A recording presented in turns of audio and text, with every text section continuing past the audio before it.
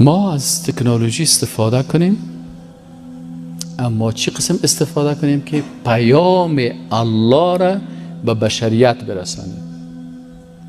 پیام الله را وقتی مسلمان ها یا استفاده نمیکنن یا استفاده منفی میکنن، از این خاطر دشمنای اسلام کامیابیش دمی نقطه هست.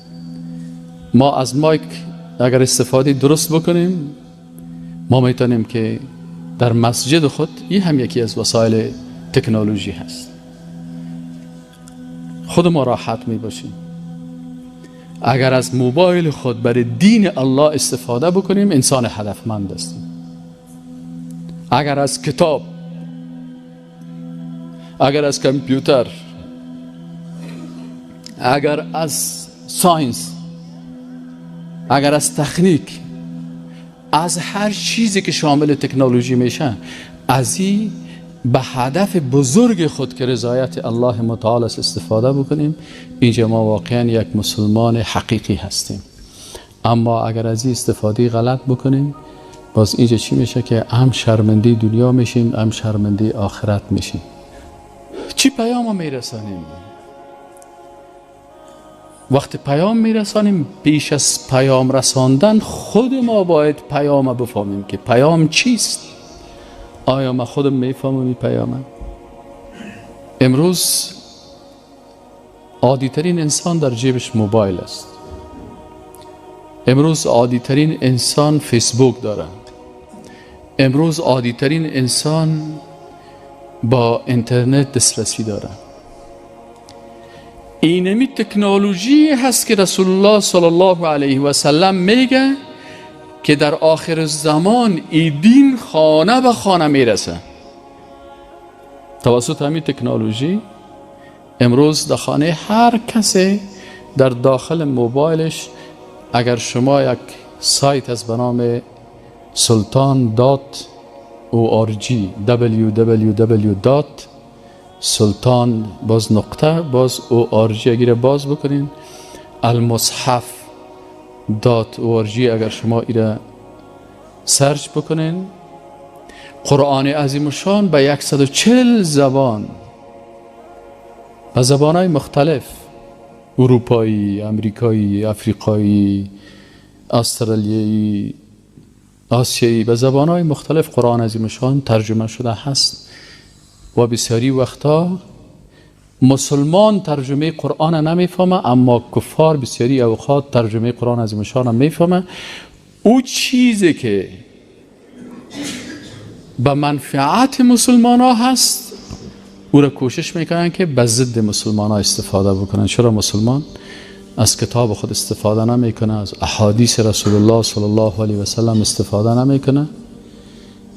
امروز این تکنولوژی در دستش است. ما و شما نمیتونیم حداقل اگر هر جوان ما و شما یک فیسبوک به نام خود جور بکنه، یک فیسبوک دیگه به نام اسلام جور بکنه، نمیتونه؟ هر سفید، هر مسلمان،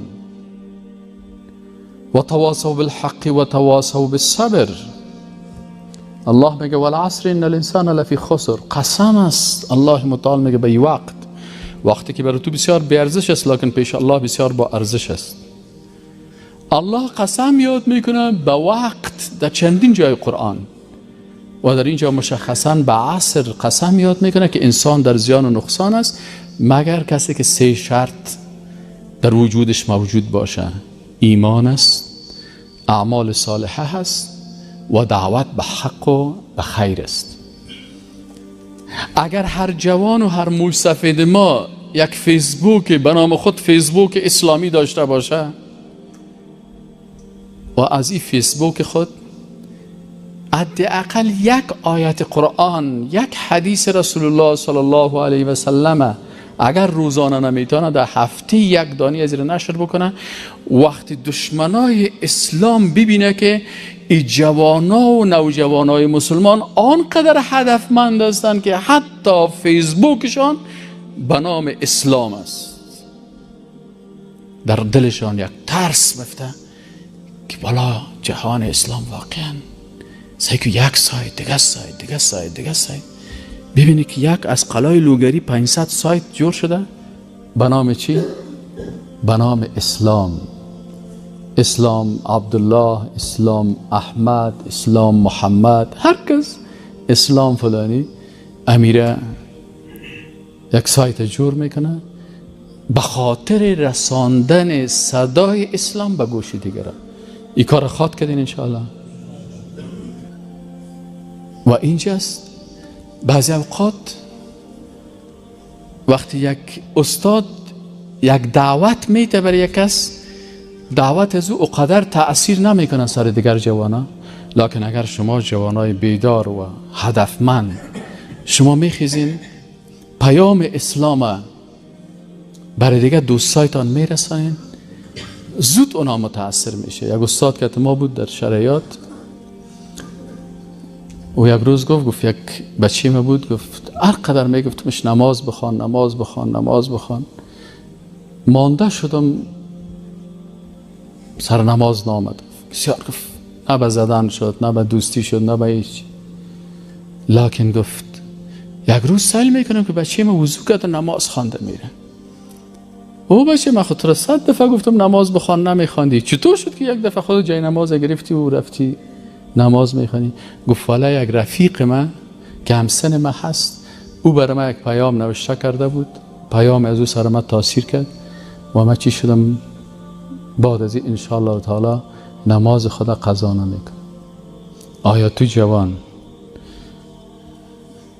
پیام رسول الله صلی الله علیه و سلم نخواندی که به علی رضی الله تعالی عنه میگه یا علی، ای علی، اگر یک نفر لیهدی الله بک رجلا واحدا، اگر الله توسط تو یک شخص هدایت بکنه، خیر لک من حمر النعم، این بهتر است برای تو از داشتن یک کاروان تجارتی. وقت حمر النعم کاروان هایی بود که از شترهای سرخ رنگ کسی که می داشت 1000 دانه شتر، این دیگه بسیار در تجارت قوی می بود. میگه فضمی کاروان تجارتی کردن، برای تو چی بهتر است که یک نفر توسط تو الله را بشناسن. بسیاری جوانان انگلیسی را میفهمن، به انگلیسی به خارجی ها دعوت بتین، بگو فلانی مسلمان شو، بیا کلمه بخوان، بیا قرآن عظیم الشان بخوان. ما یک وقتی در زندان از سفارت انگلیس می آمدن در داخل زندان امرای ما تحقیق میکردن. بازو مرا میگفت که ما خب به خاطر حقوق بشر مییم، به خاطر شما استاد هستین وضعیتتان رو ببینیم، مریض هستین، صحتتان چطور است، چطور است. باز اینجا میگفتن. من یک روز برش گفتم ببخشی خودت بسیار مهربانی میکنی، پرسان مرا میکنی، ما هم میخوایم یک وظیفه خود انجام بدم که باز تو از من خفه نشی، تو هم یک حق سر من داری. من چی حق دارم سر تو؟ گفتم حق تو سر من است که در روز قیامت اگر به طرف دوزخ تا را ببرند، باز مرا نگوی که استاد چرا مرا نگفتی که قرآن کلام الله هست، من او را میخواندم به دوزخ نمیرفتم. قرآن عظیم الشان بخوان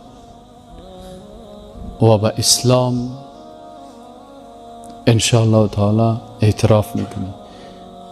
من گفتم فقط این را گفتم به خاطر از که باز روز قیامت مرا نگویی که این استاد نگفتی بودی. نه من گفتم اگرچه من بندی هستم و تو آزاد هستی. وعده کرد الله اعلم انما علیک البلاغ و علینا الهدى. الله متعال میگه وظیفه تو تبلیغ است، هدایت کار الله است، پس ما و تو باید برای دیگرها پیام اسلام برسانیم. به هر کس چی پیام میرسانیم؟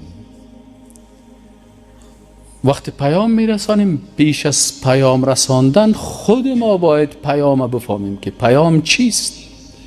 آیا ما خودم میفهمم این پیامه؟